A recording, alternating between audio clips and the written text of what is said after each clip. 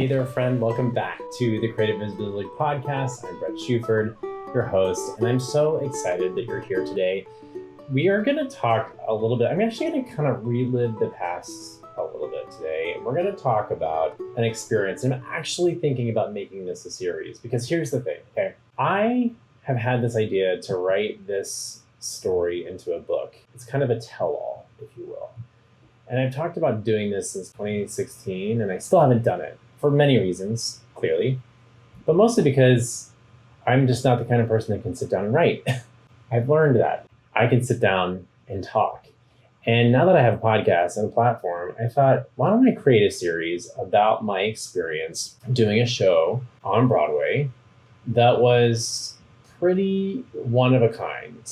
And I want to be very careful because it was a show that was owned and run by a pretty major global corporation. So I don't want anybody coming after me. So I'm going to stay away from names. I'm going to stay away from the names of the companies and the shows. But if you know me, you could probably figure most of it out. If you've ever looked at my resume, you could probably figure this out too. But before we do that, I just want to give a little update. So we're 6 weeks into being dads, and it's been interesting. Some things have been easier than I thought, and some things have been more challenging. Certainly the most challenging thing is time, because your kid, especially a newborn, requires an incredible amount of focus. And I'm very much a multitasker. There's that ADHD in me. So there's times where I'm with him and my ADHD is like, I could be doing this or that and this or that. I'm like, focus. You're feeding your son. And so it's been a very interesting time in learning how to structure priorities, structure our time together as husbands. Steven's working, teaching ballet, coaching. So when, trying to figure out when he's teaching, who's watching Maverick, blah, blah, blah. And I gotta say, it's just not been easy. It's not been easy to find the priority line. So it's getting easier because I don't know if it's because I'm getting used to having Maverick around, or it's because he's becoming more alert every day, which is really cool and really cute. But it's working out. And so I'm excited to see how things grow and change. And now, of course, we're planning our summer because there's a couple weddings we want to go to this summer. There's a Lake Tahoe dance festival Steven is dancing in. And we really want to bring Maverick to all these places. So figuring out travel plans and all of that. Good times. So if anyone listening is a parent and has ideas on time management, the only thing I can think of is I need to hire somebody. Like maybe once a week, we're going to have someone come in. I think I watched too many Disney movies. I was waiting for a nanny to come flying in from the clouds, but she hasn't yet. So we're going to find some other way to make this work. So let's go back. Let's go back in time a little bit to 2015. I was doing a musical on Broadway called Amazing Grace. Now, Amazing Grace was a show about John Newton, who wrote the song Amazing Grace. He was a 18th century, started off as a young man in the slave trade in England. So the Triangle slave trade was a major global money market in the 1700s. And his dad owned some portion of it, and he worked. And it was a fascinating show to do because we learned a lot about English law and at that time, but then also learning so much about the Triangle slave trade, which was shocking and disturbing, but real. And what was interesting about that show for me was I was a swing. I was the only male swing in that show because it was like a tight budget. The show had one investor.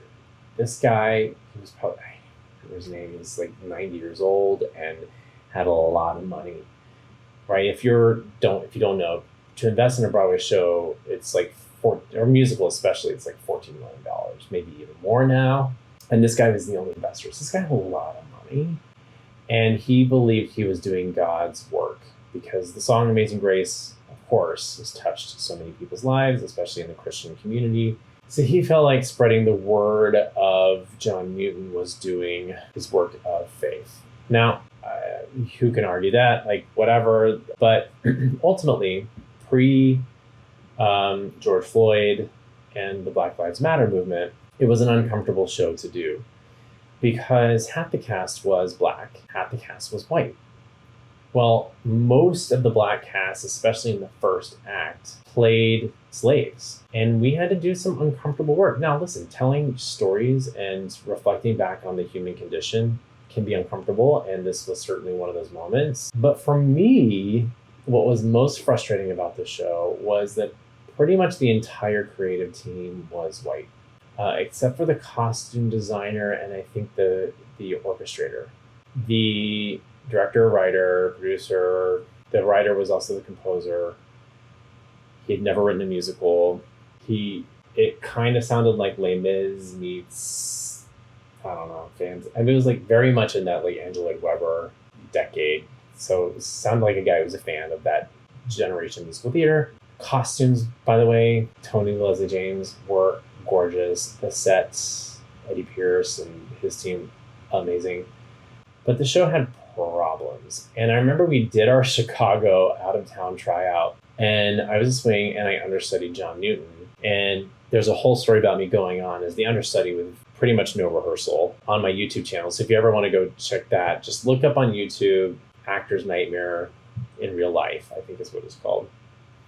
But the thing what was frustrating about the show, well, I just remember thinking, we're in Chicago, this show's not going to run. Or they kept saying, oh, we're going to go to Broadway. I was like, yeah, right. This show's not going to go to Broadway. This is deeply flawed and they're not really listening to anybody. But the cast was amazing, right? You had Chuck Cooper, Josh Young's gorgeous voice, Aaron Mackey, yours truly, just kidding. Really, really amazing cast. But I was like looking for other work because I was like, there's just no way the show's going to transfer. That happens a lot.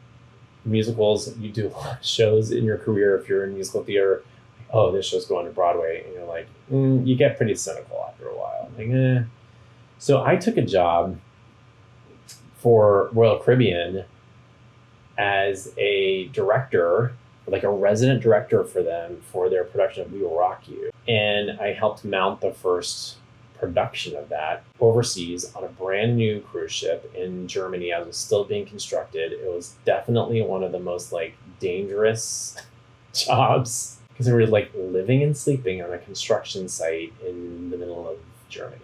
Fascinating.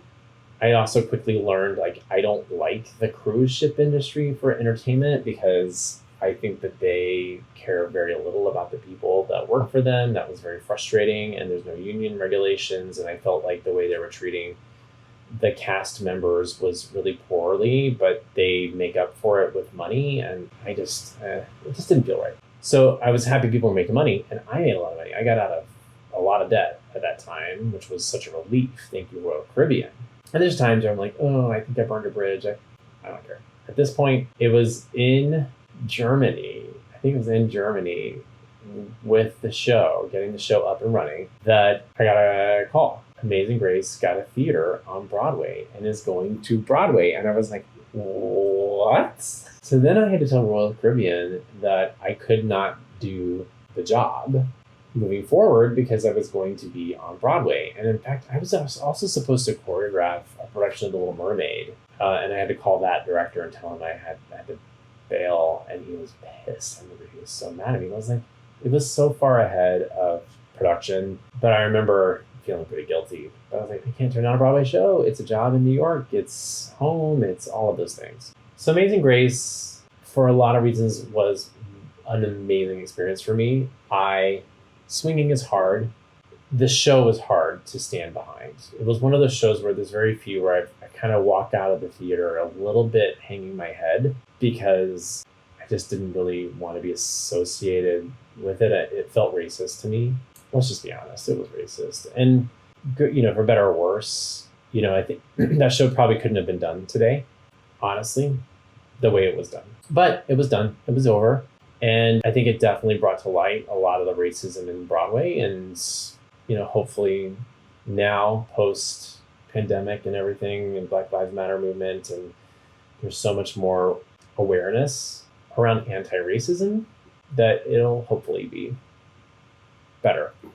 But there were things about it that really disturbed me. Like one was, I remember when Glenn, the conservative talk show host, came and we all were supposed to take a group photo with him.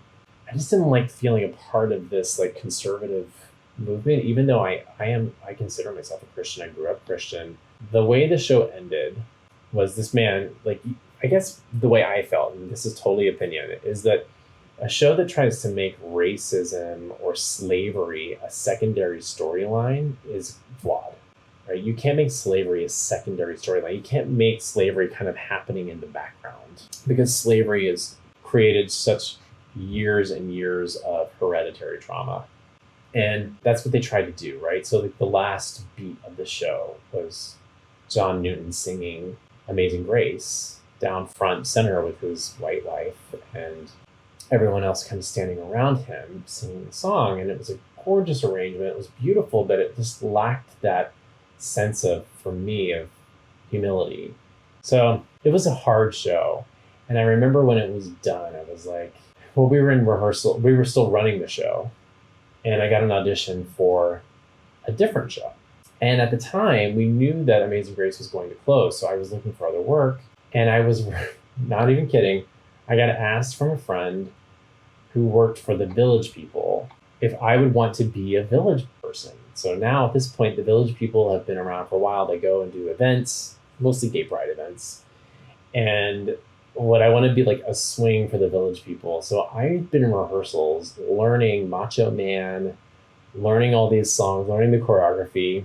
And I got this phone call about a callback for this musical. Now this musical's, this major global circus company is deciding to produce their first musical on Broadway, which sounded pretty cool, because like if they did that right, it could be a huge hit. So I remember I'd gone in initially and had to do a monologue, and it was a long monologue, and it had clearly been written by somebody in French and then translated to English because it didn't make a lot of sense. But I remember trying to make sense of it. I worked with a coach and I got a callback, but I got the callback while I was in rehearsal for the Village People. So I had to tell the Village People, I got to run to this callback at Telsey, major casting office in New York. So I run to the callback. I didn't have my book with me. I had to go home, get my book, and come back. And I get to Telsey expecting to walk into a room with the whole team. And I walk into the audition room, and the only person there is the casting director, Caesar, who doesn't work there anymore.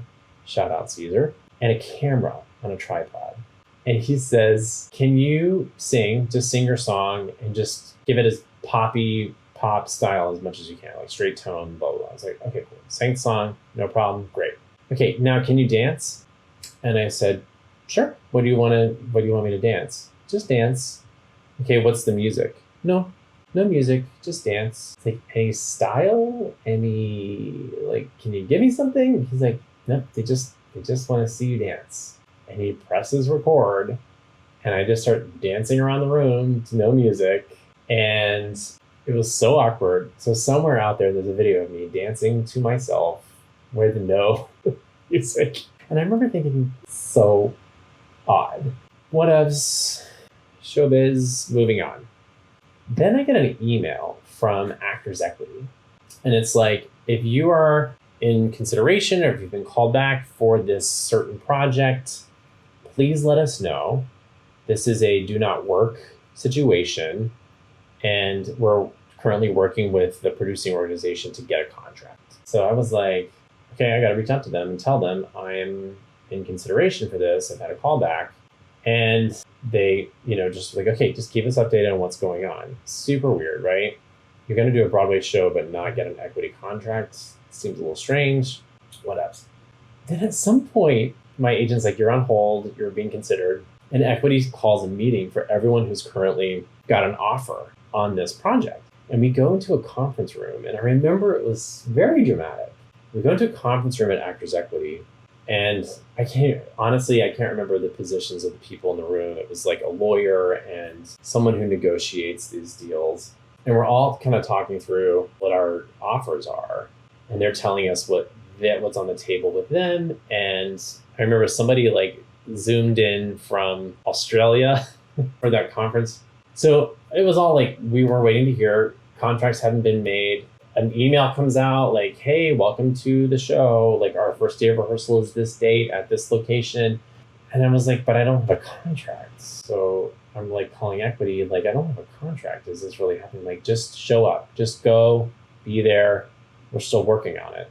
literally the first day of rehearsal, we all show up to the Lyric Theater. It's now called the Lyric Theater Rehearsal Studio on 43rd Street. And there's tables all the way around the room, a projection screen, making a big square around the room. And Equity says, we have a contract. Literally that morning, they negotiated and finalized the contract. So weird. I'd never experienced that. We didn't even know what the contract said. Like, what was it? What were the agreements? But we were there and we showed up to rehearsal. And the thing I remember about that first day of rehearsal was the director choreographer was a Frenchman who, and I love the French, but he was sort of like the thing I don't like, the sort of pretentious, I don't know, just like, he was called the director. As we learned, he wasn't much of a director. He, I guess, was a conceptualist more than a director. And there was no real, like, they start telling us basically vocabulary. Welcome to this company. We don't have rehearsals. You can't call this rehearsal. The rehearsal process, by the way, they call it not rehearsal, but I'll get back to that. There's no script. We don't call it a script. We call it a treatment. There is no run-throughs or dress rehearsals. We call them lion's dens. So imagine working for a global corporation who, when they do a run-through, they don't call it a run-through, they call it a lion's den. And the reason they call it that is because someone always gets fired. Sounds really healthy. There were different things that they start telling us that we can't say we have a script. We can't say that, and I think that was mostly because they didn't really hire a book writer and they didn't want to deal with like the Dramatist Guild or whatever, right? In fact, we found out like later on, the stage manager, the production stage manager, was a person who had worked for the corporation before, and she never even joined Equity, and she was the PSM for the show, which is odd. It's just not something you deal with on Broadway. So basically, it's a French major corporation entertainment company who wants to do a Broadway show without following any of the Broadway protocols or hiring any Broadway people to run it. Which is sort of like saying, I'm going to start a football team, but not hire the NFL, right? It just didn't make any sense. That was day one. He started showing video clips of his, I guess he has a dance company in Paris, and they're not really dancers as much as they were like movers. I saw a lot of single feet. I saw a lot of people. They were probably more contemporary than they were like classically trained dancers, and we were all kind of like, what is this? Like the numbers weren't even finished. It was just like like people walking, snapping, and he's like, these are my ideas, but there was not like here's the number you're going to learn. Nothing was done. And we had at that point scheduled 5 months of rehearsal. We were going to do, I think it was 3 or 4 weeks at the studio in rehearsal, and then go to Grauman's, is that what it's called? It's a huge studio warehouse in Long Island, which is you'd have to take the Long Island Railroad, and it was about an hour out of the city. And that's because of all the acrobats. They had to do all these tricks, and they needed the space to train. So at one point, we were going to have to start commuting. And one of the agreements that Equity gave them was that we were going to do a 9-hour rehearsal day. And part of that agreement was that there was a required company warm-up for the first hour of the day. Super strange. No big deal, right? Unless you're commuting 2 hours each way to Long Island. That became an issue. We'll get to that. And I remember thinking there were a few people, they've done other Broadway shows, but there were a lot of people who've never done a Broadway show, mostly the acrobats and then the dancers. This company, this corporation, likes to hire odd people. They want to hire people who aren't really, who are kind of off the beaten path. That was why I had to dance by myself in a room with no music, right? They wanted to see if I would actually do it. And I did, and I got the job. And if I had known what would go down during that experience, I don't know that I would have taken the job. At the same time, I'm really glad I took the job because it strengthened me in a lot of ways. And I met the people who I went through this experience with, and it was about a 1.5 year experience all in all, we're bonded for life.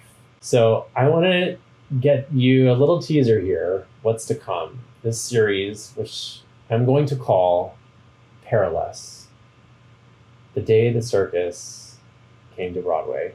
This is the series. I can't wait to start telling you more of this story, so stay tuned. Shoot me a message on Instagram or whatever. Let me know if you are excited to hear this story. I have a lot of good stories to tell. And of course, always subscribe to this channel. Let me know what else you want to hear and how I can support you. As always, this is really about being courageously creative. This feels courageous for me to tell this story. I've always been a little apprehensive for a lot of reasons, but I'm going to be courageous and finally get this story out into the world. And I really want to thank you for listening.